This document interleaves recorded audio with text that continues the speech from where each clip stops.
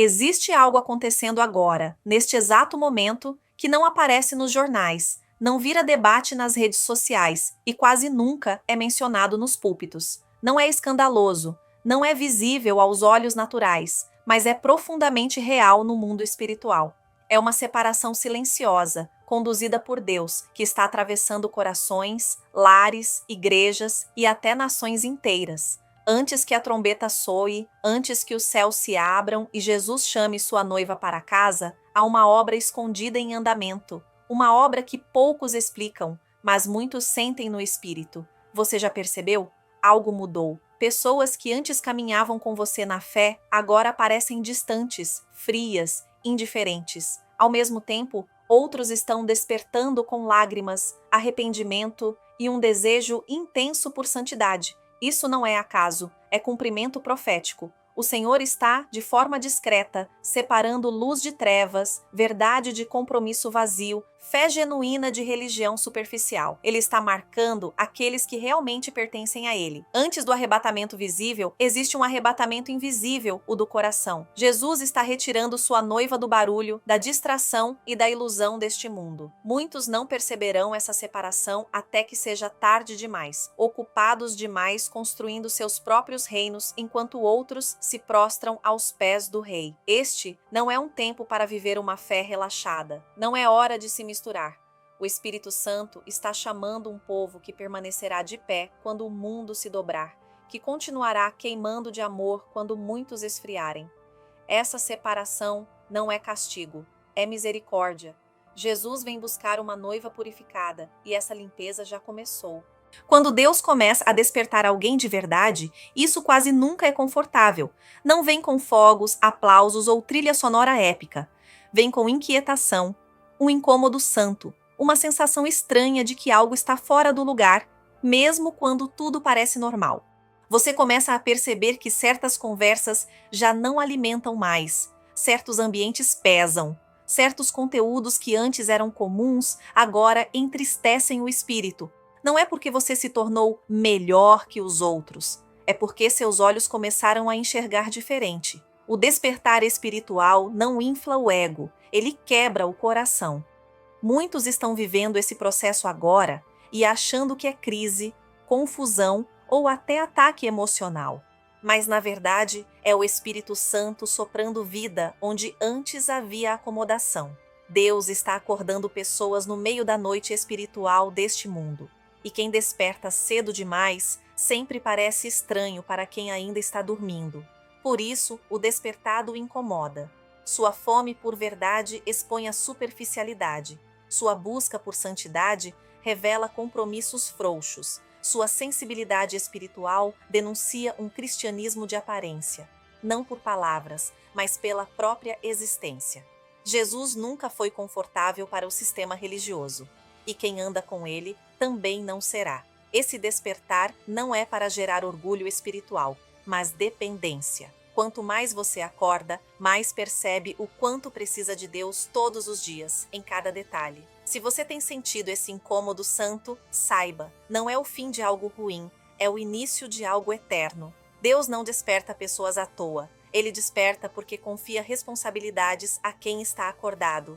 Existe um amor que afaga e existe um amor que revela. O amor de Deus faz os dois, mas nunca na ordem errada. Primeiro ele revela, depois ele cura. Primeiro ele expõe, depois ele restaura. Quem foge da revelação, foge do verdadeiro amor. Muitos querem sentir o amor de Deus sem permitir que ele toque nas áreas escondidas. Querem consolo sem confronto, promessa sem transformação, céu sem cruz. Mas Jesus nunca ofereceu um evangelho confortável.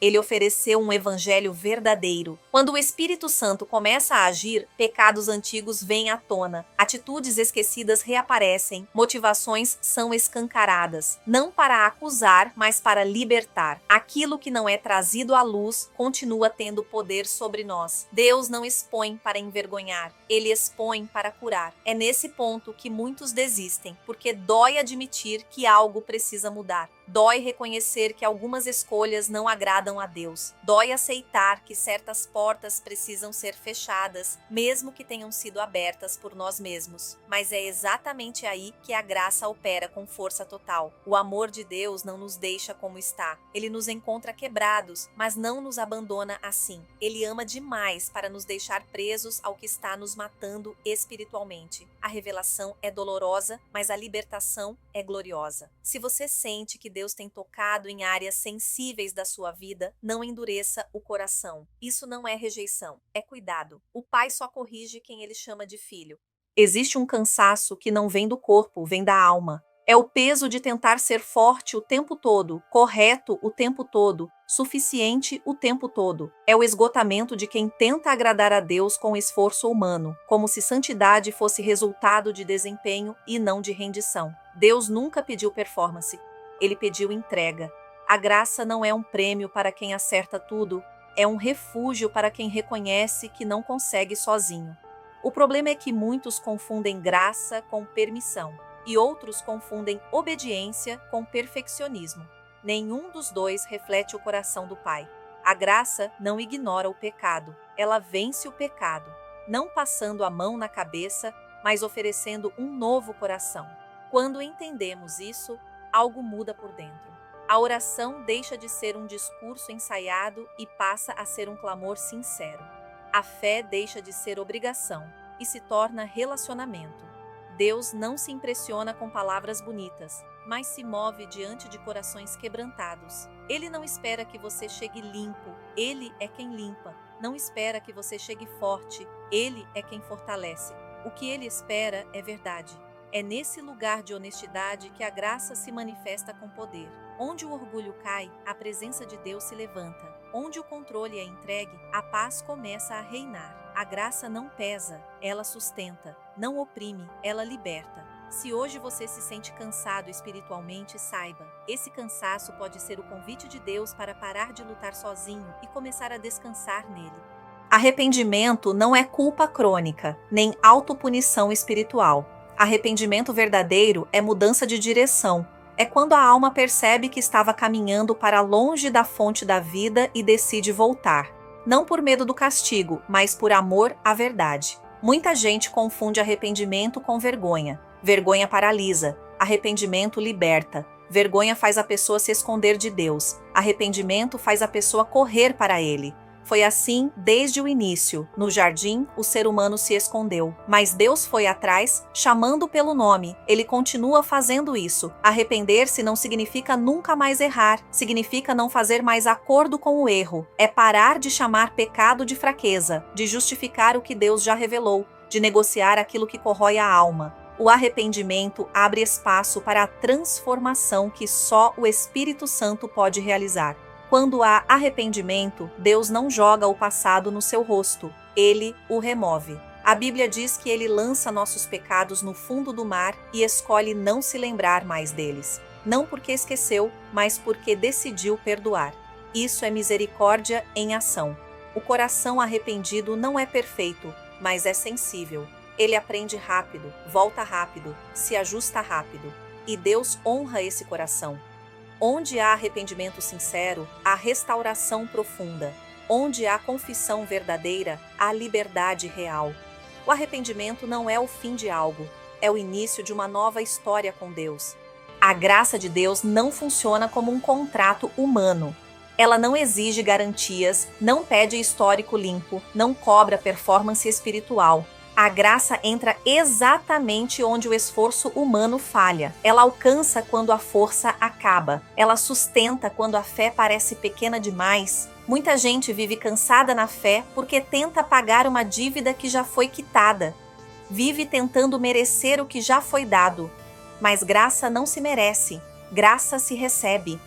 Quando Paulo fala sobre isso, ele desmonta o orgulho humano com delicadeza e verdade. Se fosse por obras, alguém poderia se gloriar, mas diante da cruz, toda vanglória cai. A graça não ignora o pecado, ela o vence, não passando pano, mas pagando o preço. Foi caro, custou sangue, custou a vida do Filho de Deus, por isso ela é poderosa. Quem entende o custo da graça não a usa como desculpa para continuar no erro, mas como força para viver de forma transformada. A graça não apenas perdoa, ela ensina. Ensina a dizer não ao que destrói e sim ao que edifica. Ela gera liberdade, não libertinagem. Descanso, não acomodação. Vida nova, não repetição do passado. Quando você entende a graça, sua relação com Deus muda. Você não ora mais por medo, ora por amor. Não obedece para ser aceito, obedece porque já foi aceito. A cruz muda a lógica inteira da vida espiritual. Onde a graça governa, a culpa perde autoridade. Onde a graça reina, o medo não manda mais. Fé não é apenas concordar com uma ideia correta. Fé é confiança, é descanso, é entrega. Muita gente acredita em Deus, mas ainda não confia nele. Acreditar é mental, confiar é existencial. A fé verdadeira atravessa a razão e se estabelece no coração. Paulo deixa isso claro quando afirma que a fé vem pelo ouvir. Ouvir não é apenas escutar palavras, mas permitir que a verdade penetre. A fé nasce quando a palavra deixa de ser informação e se torna revelação, quando ela confronta, cura, ajusta e transforma. Ter fé não significa nunca ter dúvidas, significa decidir confiar, mesmo quando as respostas não vieram. É olhar para a cruz e entender que se Deus não poupou o próprio Filho, ele não está indiferente à sua dor. A fé segura naquilo que Deus já fez para sustentar a esperança no que ele ainda fará. A fé não nega a realidade, mas se recusa a se limitar a ela. Ela reconhece o problema, mas escolhe confiar no caráter de Deus. Fé não é fuga, é posicionamento espiritual. É dizer, eu não entendo tudo, mas eu confio em quem entende. Quando a fé é verdadeira, ela produz frutos visíveis. Não perfeição, mas transformação. Não aparência, mas mudança real. A fé que salva é a mesma fé que sustenta, que cura, que fortalece e que mantém o coração firme em meio às tempestades. Quando a salvação acontece, algo profundo muda. Não é apenas o destino eterno que é transformado, mas a identidade. A Bíblia diz que antes estávamos afastados, espiritualmente mortos, inimigos por causa do pecado. Mas em Cristo, essa condição é completamente revertida. Deus não apenas perdoa, ele adota.